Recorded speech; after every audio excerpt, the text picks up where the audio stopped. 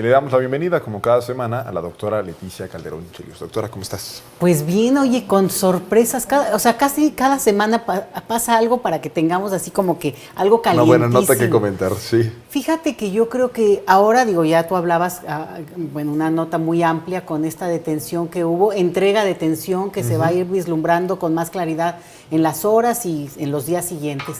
Y claro, quienes son expertos en ese tema de seguridad y de narcotráfico, pues van a tener muchas hipótesis que presentar, pero sí se da en un escenario que no es tan, que hay que verlo efectivamente en el contexto político, no solamente en Estados Unidos, lo que puede servirles internamente. Yo te diría, no creo que sea tema, no creo que vaya a ser tema que sobresalga por encima de lo que dijo el vicepresidente y que si ya ofendió a las mujeres en Estados Unidos, ¿no? El candidato, o que si quién va a ser el candidato de la parte demócrata, de parte de los... O sea, eso en términos de política interna de Estados Unidos tiene mucho más peso.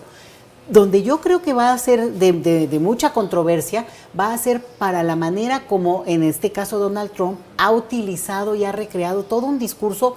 Bueno, sobra decirlo, creo que aquí los mexicanos tenemos una sola cosa que nos une y es entender que Trump es una amenaza para este país, pero en ese sentido es como esta parte de qué manera golpetea, de qué manera descalifica, de qué manera insinúa, incluso, ya no insinúa, pero esta cosa de que podríamos invadir México porque no puede, no tiene esa capacidad. Entonces se vuelve muy interesante que en ese sentido se le desbarata esa posibilidad porque estaría el contrahecho de decir, bueno, aquí lo que estamos viendo es una posibilidad de rescatar, de cambiar la forma en que se puede ver la detención de estos criminales, que al final, pues ya sabemos también, no es que desbaratan toda la red criminal, pero efectivamente son sus 10 más buscados.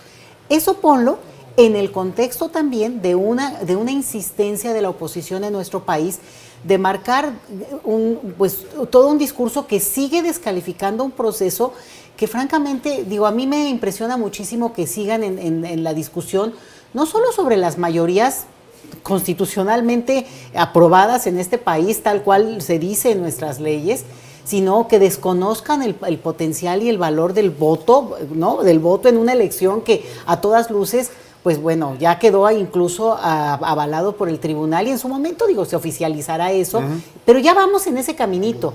Y sin embargo, la oposición, incluso en este tema ya oía varios diciendo que es la prueba del fracaso de la administración López Obrador, cuando a mí me parece, si no es el éxito, es parte de una estrategia y que seguramente mucho tendrá que ver con negociaciones que están detrás, que te digo, yo no creo que vamos a tardar en saber como mucho más la carnita de esto. Entonces, lo pongo aquí a consideración porque de repente vemos un tema que nos aleja, y entonces, volteamos a ver que la elección en Estados Unidos y que sí, qué consecuencias, ahora esto, por eso te digo, como que cada semana nos traen algo así como para movernos, pero no hay que perder el foco, porque al final todo esto está relacionado y cómo lo usa uno y otro, de un lado y del otro también, me refiero a países, es sumamente interesante e importante de no perder la brújula.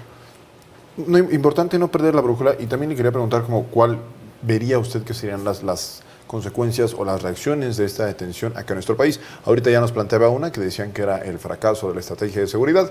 Creo que, al menos por lo que se ha visto hasta ahora, la estrategia de seguridad no está centrada en detener a grandes capos, porque incluso en una entrevista que le dio a don Julio Scherer hace 10 años, el propio Mayo Zambada, decía, si me detienen a mí, no pasa nada. Me van a detener a mí y la organización, es decir, el cártel de Sinaloa, va a seguir operando porque así como yo, abajo va a haber otras tantas personas. Es como la hidra, ¿no? Que le van a cortar una cabeza y van a salir otras tantas que seguramente van a tomar ese lugar. Entonces, creo que en ese sentido a lo mejor la política no está enfocada a eso, es lo que se ha visto hasta ahora. Sin embargo, sí es una detención importante que seguramente tendrá reacciones. Lo decía ahorita César Gutiérrez Priego, a lo mejor es la detención más importante desde Pablo Escobar y demás. ¿Cuál cree que serán las reacciones de este lado de la frontera? No, aquí se va a poner buenísimo el discurso, agárrate, porque van a empezar a salir todos estos que son expertos en los temas, a decirnos sus hipótesis.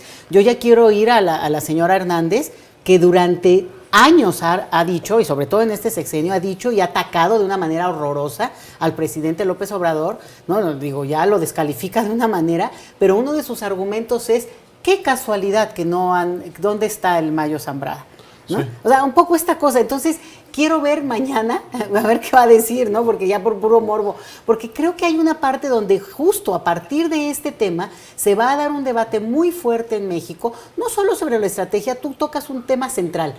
Este gobierno no tuvo la intención de detener a grandes capos, a grandes nombres, con la claridad de lo que eso significa, pero aún así se han detenido y han sido temas centrales. Acuérdense también que se pasó para octubre la declaración de culpabilidad de García Luna. Entonces todo esto se va entrelazando y bueno, también se habla de que cuánto tiempo no ha sido un capo muy importante Zambrano, y por tanto toca a muchos presidentes que han estado en funciones. Entonces, yo creo que la preocupación que pueden tener de este lado nuestro es a quién podrían mencionar, y también sin ser inocentes, porque los estadounidenses, pues no mucho orden y progreso, mucha la orden y ley, ¿no? Pero a la hora de la hora, pues negocian, le sacan lo que les sirve.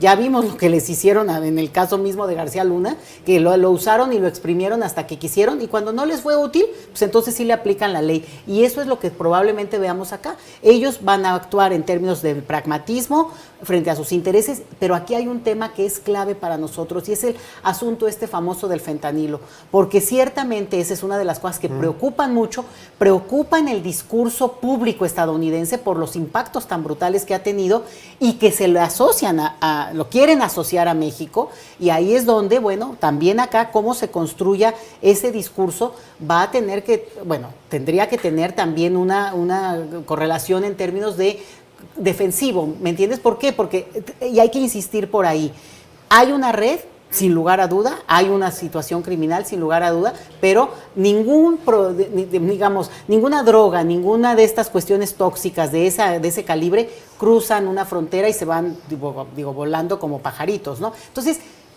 eso lo saben ellos, lo sabemos nosotros, ya es como casi que el lugar común de nuevo, pero creo que hay que repetirlo, porque al final de cuentas esta insistencia de estos, discursos que nos usan o nos pretenden poner en la piñata de la fiesta, pues yo creo que sí, que hay que construir también nuestra propia narrativa en ese sentido, ¿no? Decirlo, sí, ok, ustedes lo detuvieron, ni modo que no supieran dónde estaba, porque pues, se la dan de el gobierno más acá, ¿no? Como que saben muy bien en términos de redes de inteligencia, no estoy diciendo que físicamente, pero esto quiere decir que podríamos entonces saber ahora, así como les hemos preguntado sobre las armas, que preguntó ya en su momento Marcelo Ebrard cuando era canciller, ¿no? Y todo su equipo que avanzaron mucho en ese tema, o cuándo nos van a decir qué dicen sus detenidos, como para que juntos podamos colaborar, ¿no? Un poco esta discusión. Sí, doctora, y me parece que pone el punto sobre la I, porque se habla de muchas detenciones de grandes capos de este lado de la frontera, se habla de detenciones de capos colombianos,